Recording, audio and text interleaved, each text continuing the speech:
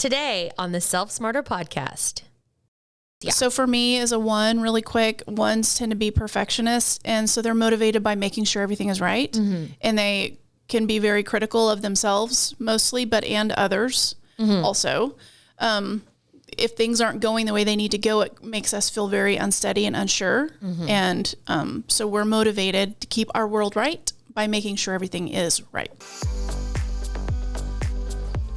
Hi, we're Danelle and Megan, the hosts of this conversation-centric podcast for leaders seeking to be better every day. Whether you choose to be a leader in the workplace, at home, or in your community, we believe the most effective leaders are equipped to not only be self-starters, but self-smarter. Hello and welcome, Self Smarter listeners. I'm Megan, and today I have the wonderful pleasure of interviewing one of my esteemed colleagues, Marci Allen. Hello, thank you for having me. So Marci is our foremost authority on the Enneagram here in the business. I don't know if that's saying a lot. No, it is. It absolutely is a very important role. Do you still aspire to become an Enneagram coach? I have days when I go research it again, but in all my free time, I just have not made room for it. I completely understand that, but we are so glad that you're here and sharing all of this information and knowledge with us today. And for one, I am so glad you're here because I want to talk about something I need to get really vulnerable with you for a minute. Okay. This is about EQ, really, is what this is. This having the Enneagram and talking about wings. Okay. So I just want to back up. I think I'm coming into a new emotional intelligence about myself. There's something I'm getting more intelligent about that I need to share out loud because I'm just coming into this realization. I think I'm turning into my mother. Okay. And that really has nothing to do with my wing. But what it does is what's happening is I'm just realizing as we're talking about Self Smarter every week and we're talking about Enneagram and we're talking about all these things, I think her clothes are cool. Which is really weird, right? Because she's my mom. I'm actually wearing her shirt today. Okay. She let me borrow it and I just haven't given it back. Okay. So I'm turning into her. And then the second thing is I was driving to work this morning thinking deeply about what we were going to talk about today. Mm-hmm. And this car zooms by me and it was a cool car. I think it was a cool Lexus or something. Mm-hmm. And it was gold. Mm-hmm. And I was like, now that's a good looking car. And used to those big boat cars, I don't even know what they were, maybe Oldsmobiles. Big Buicks. Yes. And Buicks. People would be yeah, back in the 80s and stuff. And so now here I am, or a minivan or a very momish car. And now I'm loving that. Plus gold jewelry, which I have on today. You have on, I noticed. Hardware, it's all back. Mm-hmm. The gold is back. Does that mean I'm turning into my mom? Maybe. We'll keep working on it and see if we can figure it out. All right. Well, if I start watching Fox News incessantly at home and I don't show up for work, then that's what I'm doing. You need to come rescue me. I definitely will. No worries. Okay. Are you turning into your mom? I don't know. I don't think I am. I will say that she has a phenomenal green thumb, which I did not inherit. Okay. But last year I planted a boatload of plants on my patio and they got monstrously large. So maybe you do have a green thumb. Maybe it's coming out in me finally. I think it might be. Yeah. I'd say lean into it. Possibly. But no matter if we are turning into our mothers or not, who are wonderful women, by the way, we're just growing and developing. Mm-hmm. I think that's what it is. And I think that's maybe what this all means is... I always thought when I was younger, when people would say that I'm turning into my mother, that all that meant was that they were getting old. Mm-hmm. But really, I think it maybe means you're seasoning, you're getting better. I do think wisdom comes with age, and it's hard to even understand what wisdom is in your 20s and your 30s. Yeah. But I do think that's why a lot of women feel like they're coming into their own in their 40s and 50s, because I think wisdom happens naturally and you start feeling comfortable and confident and understand things around you that maybe used to bother you. And now you've learned it doesn't matter so much. That's right. That's right. So but what does matter is how we process emotions and how we process everyday life, which brings us to our discussion today, which is about the Enneagram wings. And we have done another episode on the Enneagram. It was episode 6. So if you're here for the first time and this is your first episode to listen to, welcome, first of all. But you may want to pause and go back and listen to episode 6 because this is the next. This is number 2 in like a series that we're going to probably end up doing. I hope we do, where we talk about this amazing tool. But for the benefit of folks, if they are here and you want to stay, keep staying. Tell us real quickly, like just high level, what is the Enneagram? Okay. The Enneagram is a personality typing system that defines 9 categories or types. Okay. And it really gets to the heart of what your core motivations are. Not the way you necessarily behave, although that comes out of it, but really what you are motivated by. So it's essentially the unique lens that we all absorb the circumstances that we find ourselves in and how we respond to them. Actions, thoughts, what do we sort of default to in those circumstances? You and I might be in the same room experiencing the same thing, but what we take from it and how we immediately respond from it could be light years apart. And that's got a lot to do with your Enneagram type. So in short, it helps us understand why we do what we do. Okay. So let's talk about, how does one identify their Enneagram type? Okay. The first place that we suggest you start is with the Riso Hudson Enneagram test. It's $12. They do have a free version. We like the more in-depth $12 version and suggest that you start there. And it's helpful in pointing you in the right direction. Many of us who took it got typed as a particular number, and as we read it, sure enough, it was like somebody was reading our mind, and it was spot on. So we do have a lot of faith in it, but it is a test, and as with any test, your output is what your input is. So we recommend you start there to kind of, if you're very unfamiliar with it, it kind of gives you a place to start studying, but then definitely study all 9 types. Okay. And we don't mean spend weeks. We mean spend 30 minutes quickly overviewing every type. And you will start to figure out, okay, that feels like me and that definitely does not feel like me. And that will help you truly sort of validate and own what you think your number is. And it takes a lot of soul searching and really gut checking and being really honest with yourself in order to identify what your type is once you've tested, especially if you tie.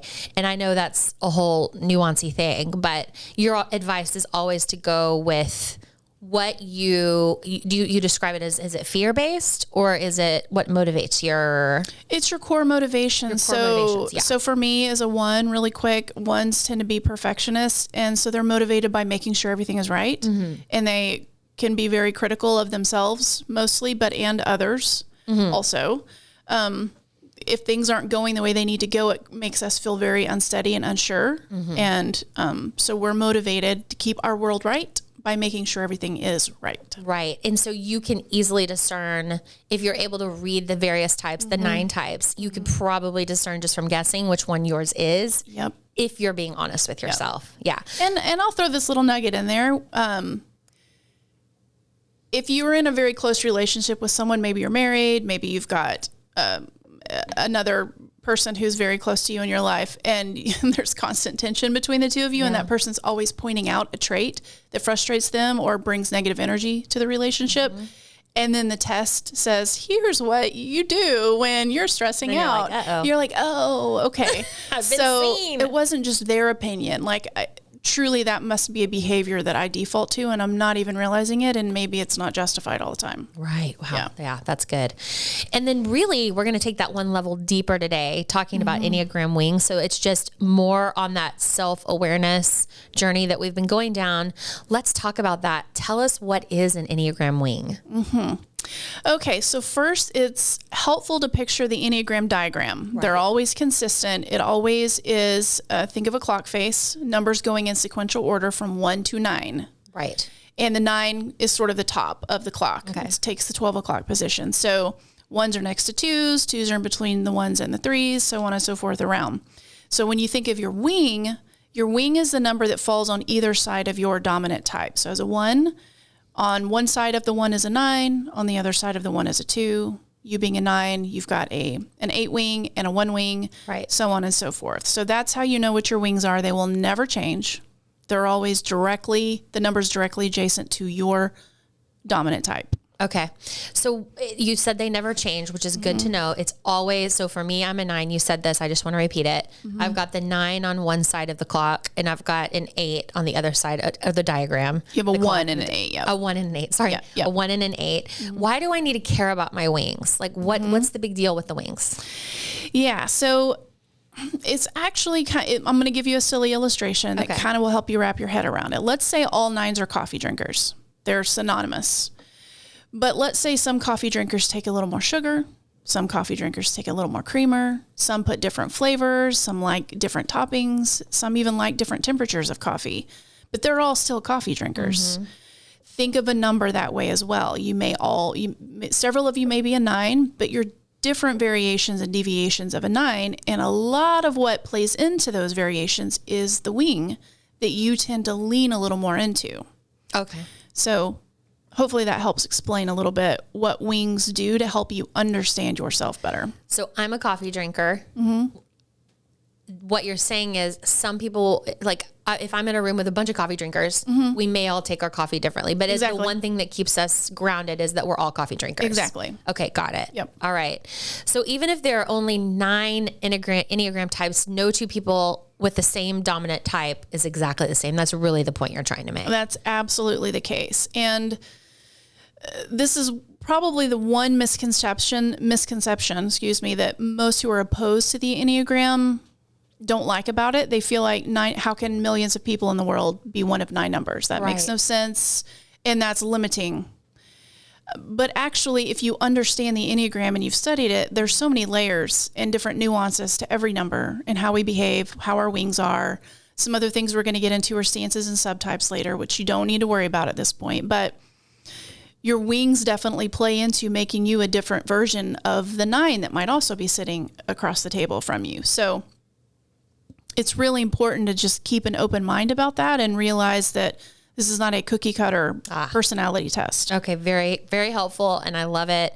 Let's talk about the other numbers, the other types and their wings. Can we do that? Absolutely. Okay. Oh my God, so much fun. Let's dive into the one you know the best. You'd already talked a little bit about one. You gave us a little teaser. Mm-hmm. Talk to us about a little bit more about one wing 9 versus one wing 2. Mm-hmm. So we'll start again, foundationally understanding who a 1 is. We're perfectionists and reformers. We have high standards and loud inner critics. That's baseline who we are. But if we have a dominant 9 wing, we tend to be a little bit more relaxed, subjective, detached, and we're a little bit more introverted. And we want things to be right, but also peaceful, which we'll learn has a lot to do with the 9 itself. Yep. 1 wing 2 are more people focused and extroverted. That usually manifests with them being a little more warm and helpful, but they also want love and appreciation in return because of that too. So which one do you think you are? I'm pretty sure I'm a 9. Mm-hmm. I think people who would describe me would use words like objective, detached, introverted. I think they would agree 100% that those are valid descriptors of me. I do too. I totally think. Now I see you show up as 1 wing 2. So can you talk about that? Mm-hmm.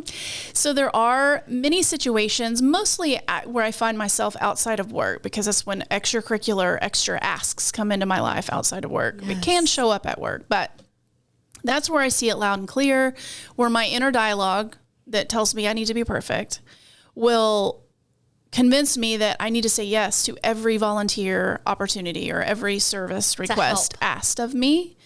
So then my strong 2 wing shows up and I have trouble wanting to say no because I find that to be a wrong position to take. It's right. Yes. It's right to say yes and be helpful and be engaged in whatever's asked of me. So yeah, I definitely see my 2 wing come up in several situations. So it's a balance, really. It is a balance. Yeah. And I think the balance will be a key theme for today's discussion, because in the spirit of sharing the hot seat today, thank you. Let's move counterclockwise. Let's go to the 9 now. It just makes sense because we're adjacent to one another. So I'm a textbook 9. 1,000%. In fact, you called it, I think, before I ever took the test. Possibly. Yeah, you're a 9.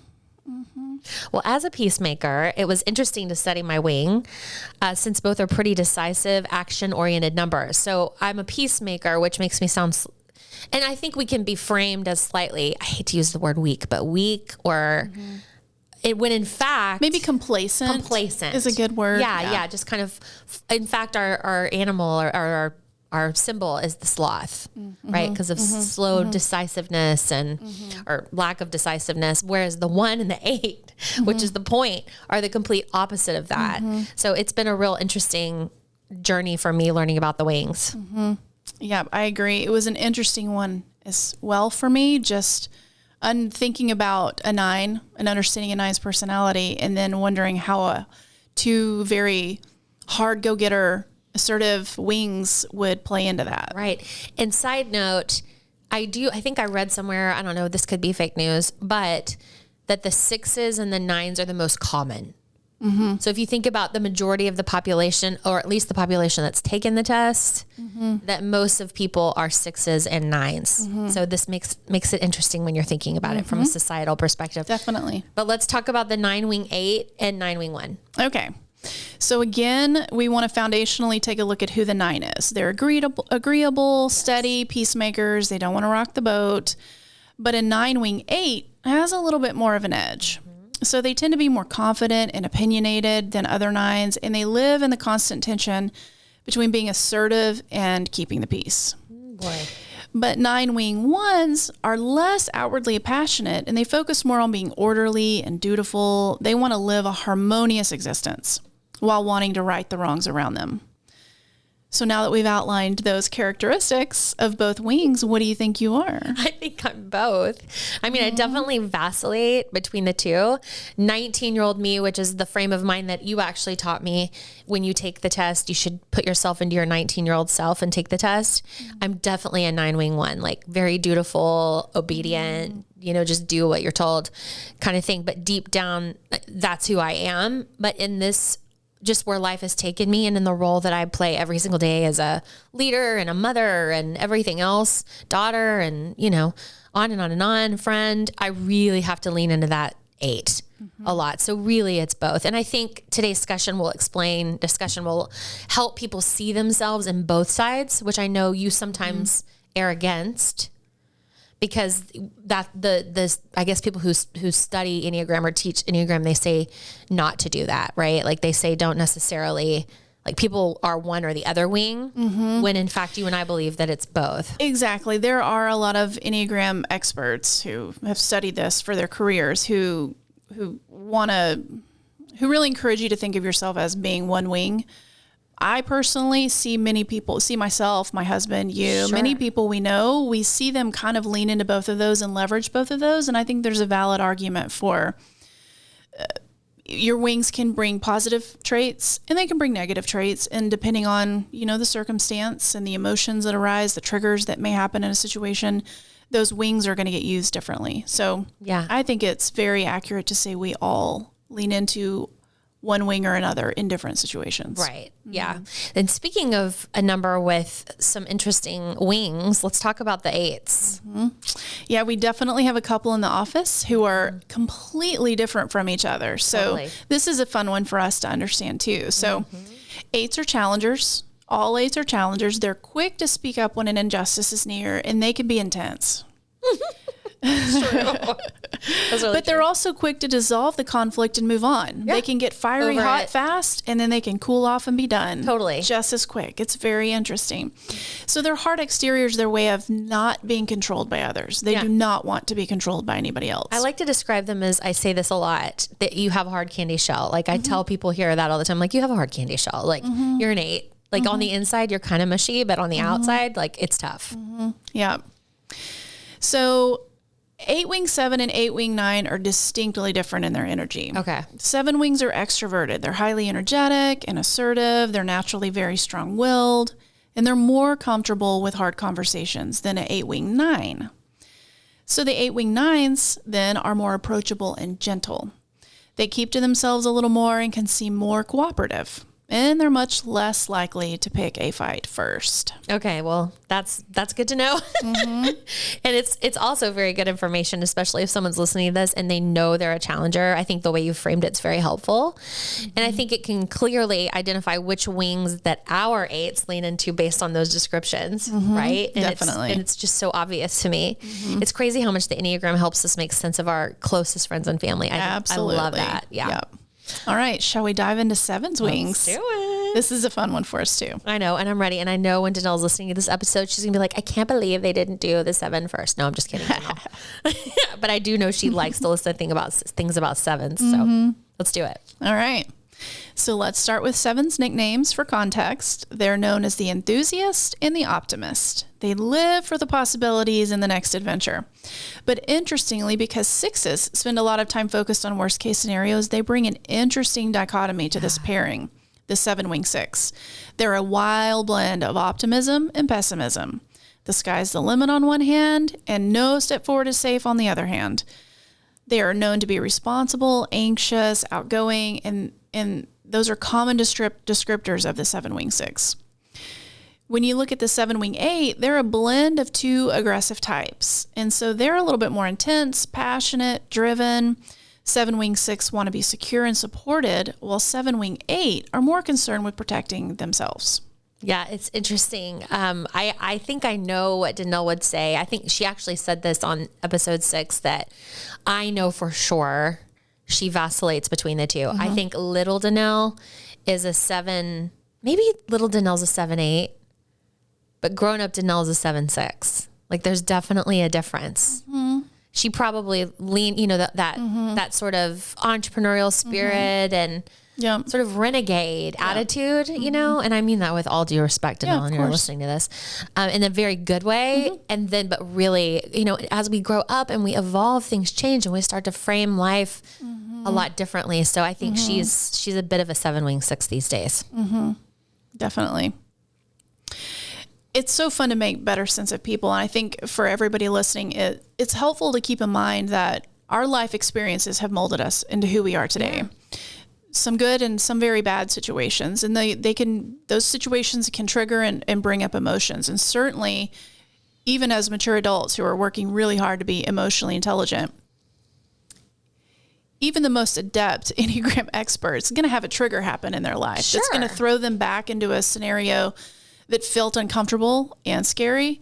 And I think that definitely pulls you back and forth between those wings. So I see that. Yeah. And the beauty of it is it's just the awareness. Like if the Enneagram can bring us anything, it's the why maybe. Mm-hmm. And so that when we're in it and you feel that, for me, it feels like a kick in the stomach sometimes whenever that thing is happening, whatever it is, it's like, oh, it's happening. And then I'm like, what's going on right now? It's just giving us that opportunity to be smarter about these emotions and the way that we're feeling, so that 90% of the time it's a cakewalk and we have to prepare for that 10% of the time when it's going to get weird or uncomfortable. Totally. So let's talk about the next number, which is 6. We have a lot of them in our lives. We do. We have a lot professionally, and we happen to have them personally as well.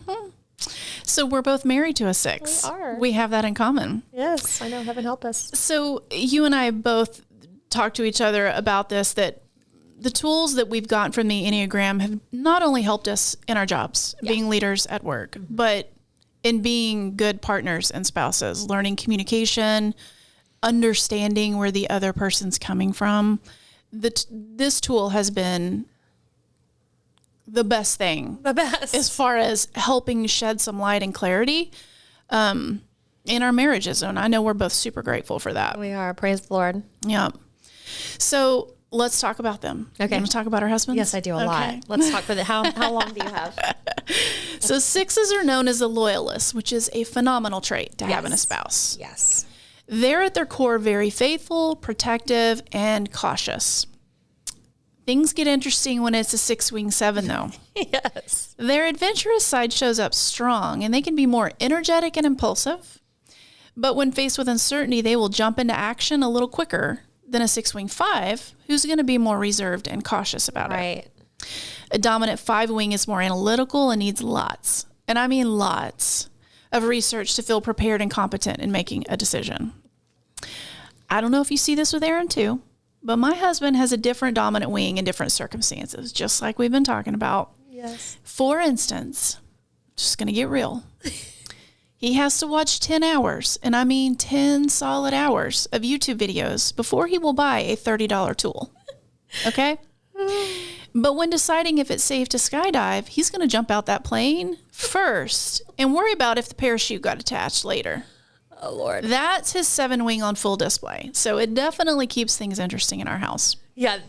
No, for sure. Randy and Aaron are very different 6s. Randy is a 6-wing 7. Aaron is a 6-wing 5. where Randy would, I can see this. Like he would absolutely, if you're like, let's go skydiving, he'd be like, all right, like right now, let's go and do it. Yeah. Like never think a thing of it. And then maybe after he'd be like, what did I just do? Like I got up there and I was thinking, what if the gas runs out? Like here I am hanging out the window. What happens next? Meanwhile, if I said to Aaron, let's go skydiving. First of all, he would already have pictured himself getting up in the air, preparing himself for the jump, no parachute as he's floating through the air, and definitely, his demise. An imminent death. Imminent death. No question. So we don't even discuss skydiving. It's not something we talk about, but I know that as something that Randy's done it, right? Yeah, he has done it. Totally. And I kept my feet on the ground. Good for you. I would have been right there with you, like slow clapping. Like, yeah. You did Good it. for you. Good for you. Now we can move on. So happy. All right, let's talk about 5s. Yep. 5s are near and dear to my heart. I have a brother that's a 5, but also for several years, I was pretty sure my oldest daughter was a 5 during her teen years. I was really, when I was trying to sort through it and make sense, that's kind of what I thought she was. She ended up not being, as she got a little older and could start communicating what was the thought process behind the emotions, we started figuring out, okay, it's a little different, and we eventually let her test, and she wasn't a 5. But I did spend a lot of time learning about this number so that I could support her and make sense of a very different personality than mine. So what's great about 5s is they have a special gift of learning and observing. Yeah. Yep. They're more quiet, detached, private, and they spend a lot of time thinking. They sort through their feelings intellectually. We haven't talked about the 4 yet, but 4s and 5s couldn't be more opposite in that 4s enjoy the process of feeling their feelings instead of objectively dealing with them, which is what a 5 would want to do. Right. So when you've got a 5 with a 4 wing, that's a complex combination that has to balance the head and the heart. So while they're very analytical, the 4-wing 5 is able to tap into their creative side and can be more sensitive and empathetic. Meanwhile, a 5 with a 6-wing leans a little bit more anxious and skeptical. They get energy from digging into and researching their interests and are more extroverted in the process. We talked about the 5s a little bit. I mean, quite frankly, I don't know a lot of 5s. You do. So that's great for context. But what I know for sure is this. These are the people that you want on a team to be your researcher, your highly analytical, get into the weeds type person and give me some advice based on fact. Absolutely. So, yeah, to have a 5 on your team is, if discernment is something you need, I don't know that they're going to be the biggest galvanizers, right? But like, let's say for a new product launch or something like that, they're going to tell you odds in your favor or odds against your favor based on analysis that they have done. So really, really great to have on a team. Yeah, they totally are. But so are 4s. Yeah. Let's talk about them. Yep. I know fewer 4s than any other number on the Enneagram. I don't know if you feel the same. But 4s are individualists. They pride themselves on their uniqueness, and they often work hard to prove their uniqueness through personal style and creative expression, and they're more emotionally sensitive. A 4-wing 3 is a little more extroverted than many 4s, and they're more ambitious, image conscious, they're more charismatic and individualistic. On the other hand, as you might expect, 4s with a dominant 5-wing are more observant and reserved. They can be more eccentric, unconventional, and they seek a little bit more intensity and artistic self-expression. Yeah, I'm seeing a pattern here when it comes to wings. If every number was a color, for example, the wings alter in the shades of those colors. So some lean a little darker, some lean a little lighter. The intensity might vary, but the color itself is always recognizable. Yeah, absolutely true. If our listeners are wondering how they're ever going to keep all this straight, and I'm sure there are several of them that are like, I don't even remember where we started. This is a lot. I want to encourage you to focus on just gaining a basic understanding of the 9 types. Don't worry about figuring out the wings too right now. Once you have the 9 types down and you understand what their core motivators are, you can easily memorize their nicknames. There's not, you can pick one nickname per. It'll help you kind of keep them all straight. It's much easier to do a little mental color palette mixing once you understand the 9 types, and you can think, okay, I know that if they're this number, but they're leaning a little towards this other number, that must kind of make them a mix of these things. It'll help you understand. So you'll start piecing the puzzle together a little bit quicker, I think. I love that. And something I wanted to point out is you mentioned earlier about your child and you trying to figure out throughout her years. She's about to graduate from high school, which is a big monument, big milestone in her life, in our lives. You have always advised me not to try to label a child. So can you talk just very briefly about that? Sure. And that's not my personal opinion. I really took that recommendation seriously from many experts who've written many books. Because a child is still developing, they're still trying to figure out who they are. Yeah. And they're, as with any child, their external circumstances, their peer group, all of that stuff is really shaping them in those moments and in those times. And they've not really come into their own. Right. In order to stand on their own 2 feet and sort of firmly own who they are. And even with adults, Enneagram experts say, don't type another person. Like, don't look at how they behave and dictate to them what they are and label them. Let them own that, because, like with my husband, who's super extroverted. Yes. I think several of us who know him and knew the Enneagram before he took the test would have guessed that he was a 7. But when I understood his core motivations, what sort of makes him behave like a 7 sometimes is a bit of a defense mechanism based on some core feelings that he has to live with and manage. Interesting. And he tested as a 6, and that's crazy. Let me read that report. And I read it and I was like, oh my gosh, I recognize all of those things about you because I live with you. We share, everything in life, all those deep emotions. I totally understand now what's motivating you. It may look different on the outside, but that's not what's causing you to behave that way. So we have to keep that in mind for people of every age. So certainly we in this office who have kids try really hard not to tell our kids, we love the Enneagram and we may talk about it, but we're not going to tell you what you are and who you are.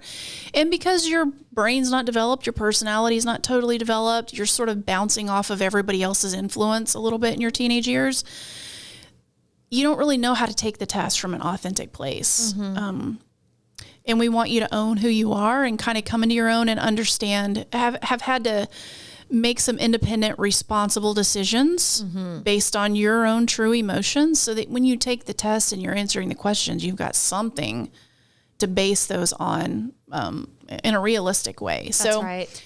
I let my older one take it when she was 18, and because she was taking it, my younger one really wanted to know. And she's so textbooky in her number. I was like, there was just no question in my mind. And she ended up taking it and testing exactly what I thought she was. I let her go ahead and take the test at 16. So that was our choice in our house. And I'm glad we did, because I knew enough about it that I could help them not shade themselves into a box unnecessarily or prematurely. And of course, as teenagers, it's not like they sit in bed at night and study the Enneagram. Right. But it, more than anything, as a parent, it helps me understand how to help them be the best that they can be and help them sort out their emotions, because they're not my emotions most of the time. That's exactly right. Yeah. So, and they're different, right? Totally. Yeah. Completely different. Okay, we still have a couple numbers left, and we love them both, the wonderful 3s and 2s. We have a lot of experience with these types in our professional lives as well, like the 6s. So I'm ready to explore their wing differences. Tell us about the 3s. Yep. So 3s are the achievers. Their core motivation is success. They define their personal value by their achievements, and they believe everyone around them does too. So when their dominant wing is a 2, they become more helpful and encouraging than other 3s, and they're influenced more by a desire to be loved and appreciated. That's partly how they determine their success. But a dominant wing 4, they're a little bit more imaginative and introspective. They're more sensitive and pretentious. They want to be highly productive and achieve results, but they want to be authentic and find meaning at the same time. Okay, something's occurring to me, and I really think we should do another episode on growth and stress with the Enneagram, because here's why. As a 9, I go to 3 in growth. And so what you're saying, I'm really jiving with that. Like, I'm feeling that. And so I think you helping us understand that, like, if you're listening to this and you know you're a 7, let's say. And Marci's reading all of these wings and you're like, wait, I feel that. Like it could be that you go there in growth, or it could be that you go there in stress, which is a whole nother layer. So I do think that's something that we should talk about in the future. Yeah, I would love to do that. Okay, cool. All right, let's get into our final Enneagram type, which is the 2s. These people are great helpers and they're always worried about people around them. I look forward to hearing about how their wings and how they impact the way they navigate their circumstances. Yeah. It's really interesting because I realized a few years ago that the people who know me the most intimately, besides my husband, they're all 2s. That's so interesting. So it's clear that I find a lot of comfort and trust in 2s, just the way my personality can interact with them. So as a mom, I'm also raising a 2, like I mentioned. So I have some special experience in that regard. And I love my 2s. Me too. Shout out 2s. And I know 2s love to hear it. So 2s, keep being awesome. You're so great. And we love you, and we love you that you love hearing about it. So yeah. So let's start with who 2s are at their core. Okay. They're known as being the helper or the giver. Right. They are approachable, friendly, and warm, and they concern themselves with others, which can get them in some trouble when they overstep. 2s with a dominant 1 wing have sharper boundaries and are more concerned with meeting responsibilities and doing the right thing. Because remember, the 1's the perfectionist that worries about doing the right thing. 2s with a 3 wing are much more image conscious and ambitious. They seek admiration more than the 1 wing's desire to be good. Gosh, it's so rich. And because of the people that we know that are 2s, I mean, really identifying, like if I tried to label, like my mom, I said my mom was a 2, and you know, your daughter is a 2. And we know that Mackie Payton, who we talk about all the time, Danelle's daughter, is a 2 as well. Trying to pin them on 2 wing 3 or 2 wing 1 is very difficult because I see all of them going both directions, right? So it's almost like a pull in this instance because they've got the right thing to do on one side, and then on the other side, they're image conscious and ambitious, which maybe not is always the right thing to do. So it's this is another, like the 7, like the 9, strong other sides, strong wing numbers. Yep, very strong. That could be challenging to navigate, quite frankly, at times. Definitely. This has been so great. I mean, talking about Enneagram wings really does sort of uncover sort of the magic about the Enneagram and really who we all are and how we're so different and how we navigate our lives. So I think the trick about the wing is once we dig deeper into understanding them, we give ourselves permission really to be both who we are and adapt to the needs of others. Yes. So we're diehard fans of the Enneagram. I've said it before and I'll say it again. I'm sold. The more we learn and understand about ourselves, the more we will grow and blossom in our lives. Plus, it's fun. It is so for nerds fun. like us. We are nerds. Marci, I want you to come back. I want you to do this again. And we want to talk more about the Enneagram. So far, the Enneagram episode 6 is our number 1. I think it might be number 1 or 2.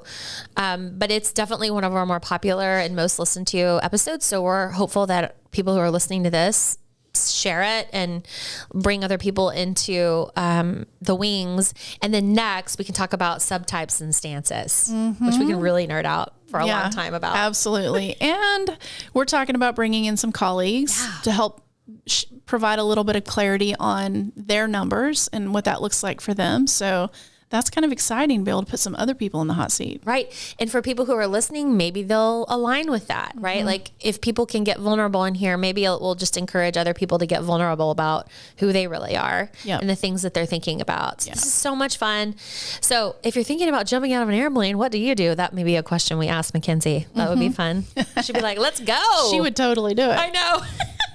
All right. I think she might be an 8 wing 7. Yeah. I think so. Yeah, without question. Yeah. Okay. All right. Let's get into music. You and I both love a good concert. And quite frankly, I don't think anybody that at least works here doesn't enjoy a great concert.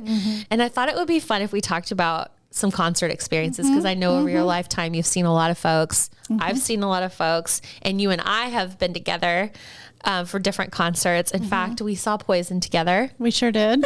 That was My so dream fun. came true. Oh my gosh. It was so much fun. You were like, I don't want to say the word pushing, but you were very determined to get to the front. You were like under Bret Michaels' nose. For for the whole of the concert. Yes, true. Yeah, and like with your hands up, like rock and roll. Oh my gosh, it was so fantastic. I mean, if you're not at the front, are you even really there? I know. Well, I realized that about you that night. And I think I wasn't like in the nosebleeds or anything because it was a private event, but I was not as close to, I was like, is that Marci? Like we're up there like having a cocktail and I look down at the front row and I see this little blonde head bobbing through the audience trying to get to the front. It was fantastic. What's a concert you've been to that you maybe like didn't enjoy? Have you ever? Is that even possible for Marci? I mean, there's always those concerts where the sound. I will say I do remember a disappointing concert experience at the brand new Cowboys Stadium here in Dallas. Not long after it opened, Tim McGraw came, and a friend and I went, and I thought the sound was horrific. Oh, they must have been working out the kinks. Maybe. I haven't been to a concert there since. I'm sure that Jerry Jones wouldn't let that stand for long. I saw George Strait there in his final farewell tour. Did you? Did you know he's coming back to Fort Worth in November? Oh, we got to go see. Yes. And the tickets are already sold out, so. Yeah, that's exciting. But speaking of George Strait, let me tell you this little story. That's a lead into the funnier story. Okay. So my very first concert was in 1987. It was George Strait at a little bitty venue in Southeast Texas. My grandmother bought 3 tickets and took my mom and myself. And I really didn't even at 12. Do you even really appreciate what you're getting?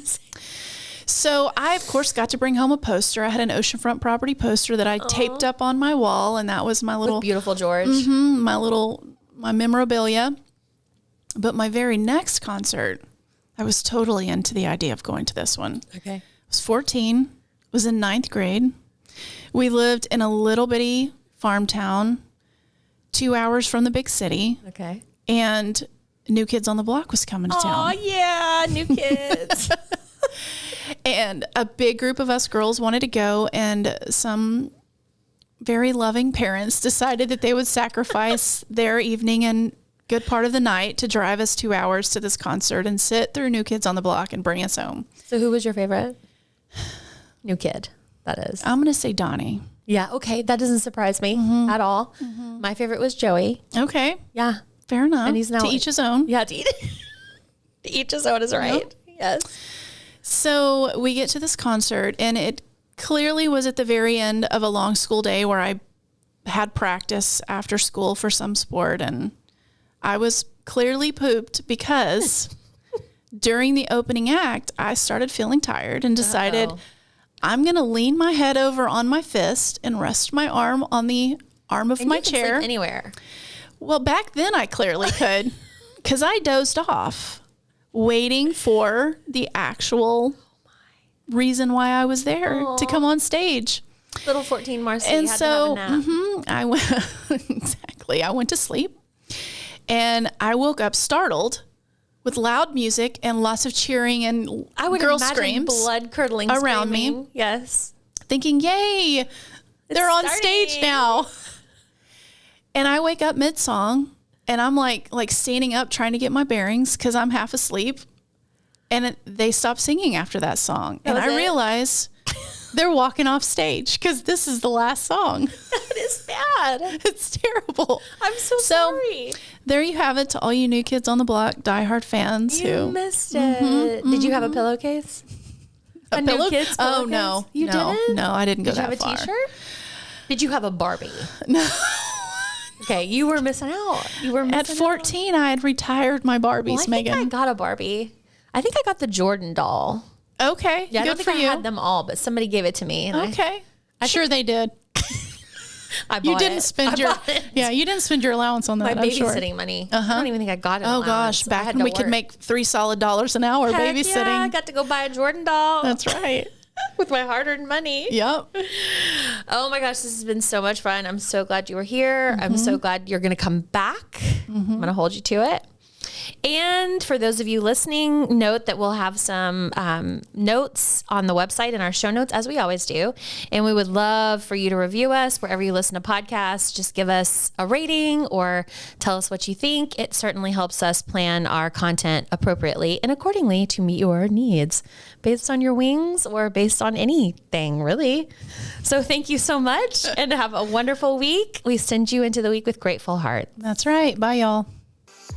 As always, you can connect with us on Instagram and Facebook at Self Smarter Podcasts. You can also leave a rating or review if you enjoyed what you heard today. Not only does this mean so much to us, but it also helps other leaders and future leaders find our community. Thank you for taking time out of your day to join us in becoming Self Smarter. This podcast is produced by Snacks Media, and music is from a free platform. Well, that is until Brandy Carlisle reaches out to us to write the original score for our podcast. Friends, have a great rest of your day.